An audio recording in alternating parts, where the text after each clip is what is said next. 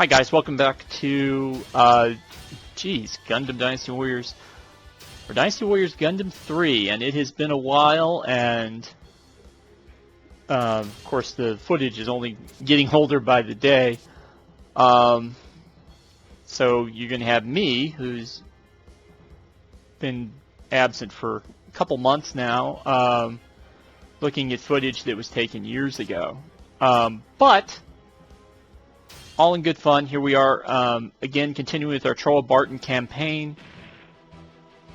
So, right now we are in the commemoration mission for having, I think, defeated 10 missions. So you can see how early on in my playthrough this was. At this point, geez, I guess I've gone through almost 300 hours of this game. I always like to come back to this, just because the frame rate is a little bit more faithful, and the effects handle a little bit better than Reborn. Reborn, there are ways to just simply overpower what the system wants you to do, and there are fewer ways to do this. I don't know if that's an Xbox 360 versus PlayStation 3 thing, or just the nature of the two games, but again, I always like coming back to this one. As you can see on the screen now, there are two targets moving around the field that we need to prevent from doing whatever it is they're supposed to be doing. I missed it. Let's see here. What is it? Destroy Setsuna or Amuro within the time limit. So we just need to destroy one of those guys in the next minute. The only problem with that is that this stage has an interior and an exterior that aren't really connected very well. There is a catapult in the upper left-hand corner, I think, that will allow you to go from the interior to the exterior, or from the exterior to the interior. But the only way to get to the exterior from the interior is to simply walk there. And as you can tell, I'm putting a little bit more concern into simply taking the advanced base, which is frankly taking a long time. It's going to probably force us to miss completing the little mini mission there. Now when you miss a mini mission in this game or its successors, there's usually a negative result that happens, like your battle gauge will get hit, or more enemy reinforcement characters will show up. Yeah, I'm getting really beat the crap out of here, and that's enabled us to do our more powerful final attack, but we are very close to getting destroyed, and we're going to do another desperation attack.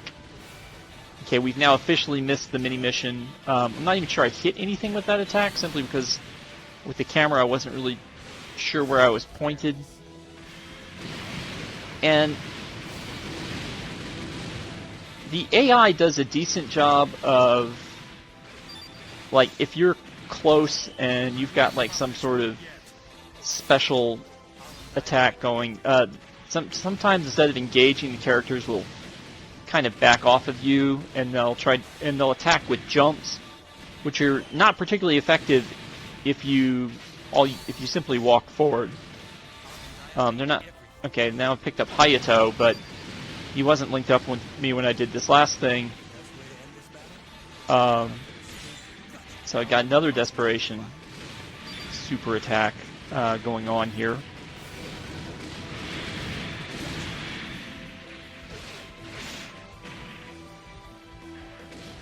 I don't know how much difference there are between the AI kind of mass units. Now we're going to do a super attack with Hayato, so it's going to be a little bit different. See, we're raining fire instead of just simply shooting our entire load of missiles. And now we finally captured the advanced base. So we have access to one partner call in. And so if we need some temporary support, we can at least get it. But back to the comment about these AI drones here. I don't know if there's really any big difference other than like minor attack styles as far as what AI drones show up to be your army and their army. You know, obviously the balls are hilarious when they do their melee attacks.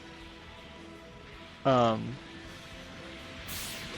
you know, if you got a bunch of DOMs or goof flight types, we're going to try to rescue Garad here. Well, and he immediately dies. Alright, so in this case, there was no catapult on this exterior level. This is just a repair hangar. There's Amuro from when we didn't destroy him on the mission.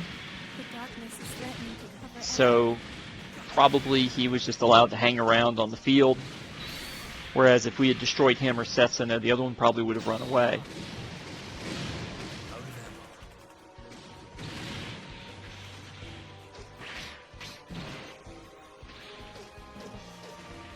But one of the nice, neat things about CPU units in this game, you know, is when you get a bunch of DOMs or a bunch of goof flight types, such as are, I think, hanging out on this stage, and they all fire their bazookas, it looks pretty cool. The only issue you run into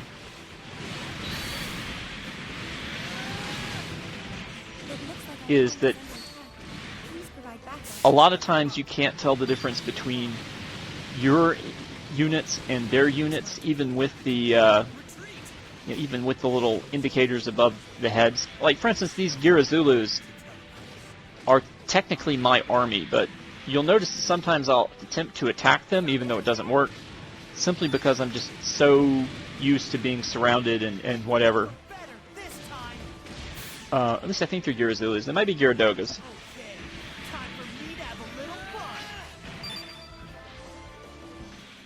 Anyway, you know, after Char gets shot down somewhere else on the screen, we've now got basic control over the important parts of this battlefield. However, there is somebody sitting on our home base, and with our battle gauge as low as it is, that means their automatic defenses are not triggering against that guy. So this is not a good spot for us. As you can see, the enemy battle gauge has not lost enough to get their base defenses shut down. So we can't just go and trade base for base, or try to take their base before they take our base, because it's just not going to happen. And you watch me screw up maneuvering here a couple times, get stuck on stuff and whatnot. Hayato is getting destroyed, probably by the auto defenses. Well, actually, at this point, the auto defenses are probably down. You'll notice the red bar on the battle gauge is below 50%. So he's just getting overwhelmed by sheer numbers of enemies, because they don't have a general over there. Okay, so Garad was keeping Setsuna back, and that's sort of what was working for us. Yeah, that wasn't really useful there, Epion. We did trigger enough loss in their battle gauge. Oh, okay. Alright, Garad used his super attack on, looks like Amuro and Setsuna are both, no, that's Fa in Inarikius from Zeta. So, okay. And we're evidently, oh, that's right. You know, we've seen Char respawn a couple times here. Alright, so we got rid of Fa. She's not the only threat, though, in this area. There's still another guy. Unless we cleaned up Setsuna and Amuro while I went look up. Nope, there they are.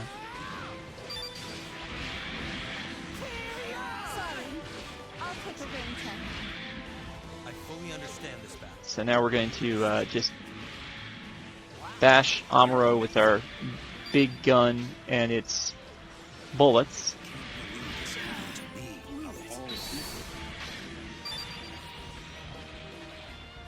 Time to pull back. Retreat. So There we go. We are now in command of the situation here. We've taken care of all the enemy pilots. They can't respond because their battle gauge is at 0. Granted, ours is low too, which means that when we attack their base to defeat the boss, we need to make sure that I don't blow up. Because if I blow up, then we lose the mission anyway. At this point, ordinarily, I might have wiped. If I was playing now, I would have probably gone down and wiped out those last two fields, just to up the kill numbers. Because at this point, most of my characters in this game have access to a skill called Ace Pilot, which increases your abilities like per 100 kills you accumulate. So going and killing more people just helps make your character better.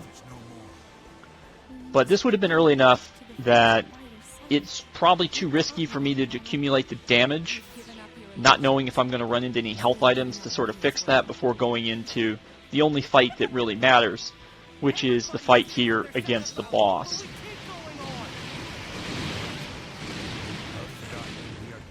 And that was probably a waste. I mean, you could see that my angle wasn't good, and also now I'm out of special attacks to use on the boss, who has just charged up her special attack and annihilated me with it. So now I'm in big trouble again, and this is, again, the reason I would explain that I didn't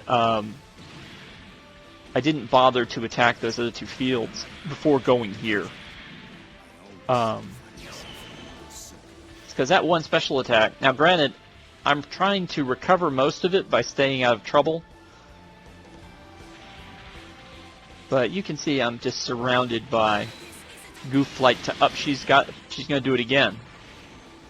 Alright, that time we kind of dodged out of it, and if you see him do it, obviously you want to get away from it as quick as you can and just not walk into it like I managed to do there. Okay, we're going to do a little... we got into a quick time event, but we won that, so I'm going to use Miliardo's partner move here to kind of clear things out. I've also got some more help around here now.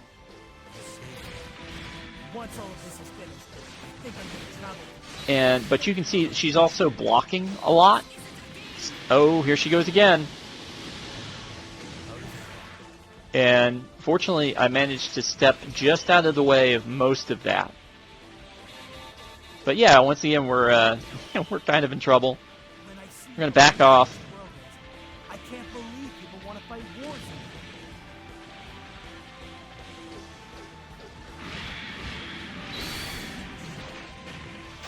We're going to back off kind of. I don't know if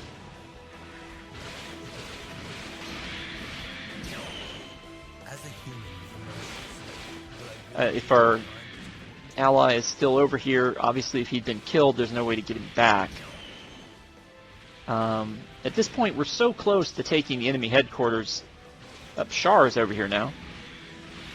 So that'll give me a little bit... Oh, okay. So Garad's still here. So what I'm going to try to do here is, while my friends keep her at bay, or at least I hope they do, I'm going to just go ahead and try to take this field. So now we're going to spawn a bunch of allied helper units. Okay, got to be careful here. She's in her desperation mode.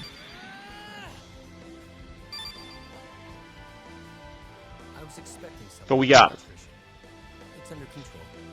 So yay for us.